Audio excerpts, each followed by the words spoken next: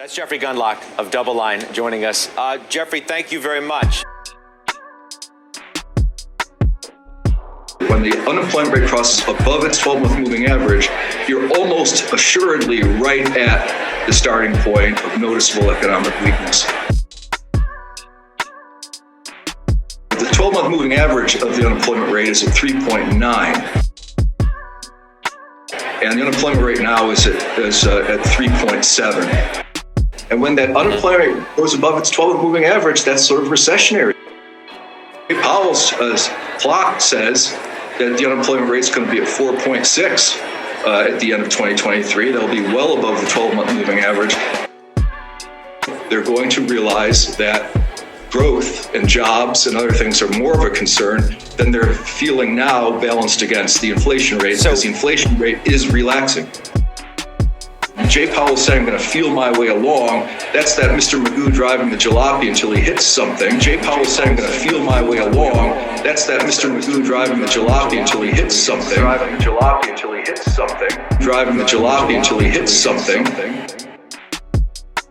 I think they should not do any more hikes after today. The bond market knows inflation's coming down. The Fed follows the 2-year Treasury. And the 2-year Treasury is below the Fed funds rate right now as we're speaking, Judge. The price of money, the interest rates, are the market. Dots, predictions of maybe what will happen in the future, dots are maybe what will happen in the future, dots are cheap, dots are cheap, dots are cheap, dots are cheap. There is progress on inflation. There is progress on inflation. And with the economy weakening, I think the inflation rate is going to fall faster than most economists do.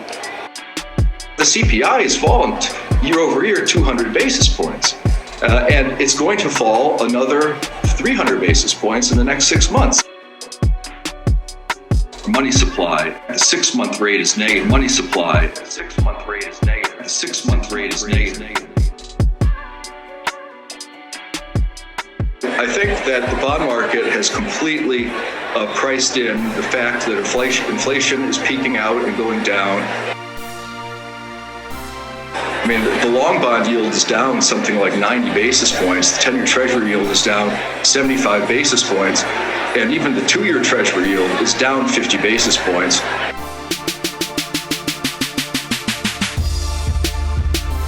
You can get an income stream from a mix of long Treasuries, which protects you from the recession, so it allows you to own some of these credits. You can easily put together an 8% yielding portfolio, which is fairly balanced in terms of its risk. But that's about 4 times the income stream off of stocks. When you buy bonds at prices of 50 or 60 or 70, you have tremendous upside, because bonds have this natural ability to go back to par. If they're going to pay back, they're going to go back to par. And so you have tremendous upside opportunities while having 4 times the income flow. But I also think that stocks will go down more than this bond kind of concept, mixing treasuries with sort of single B, double B opportunities in the credit market. And I would also add emerging markets at this point in time. I think that emerging market debt should be part of that mix. That should be part of the credit piece of the barbell portfolio of long-term treasuries and these credit opportunities. I think it outperforms stocks on a risk-adjusted basis. The deficit situation is going to be a real issue in the next recession. That's that Mr. Magoo driving the jalopy until he hits something. Dots are cheap. Dots are cheap. Driving the jalopy until he hits something. Dots are cheap.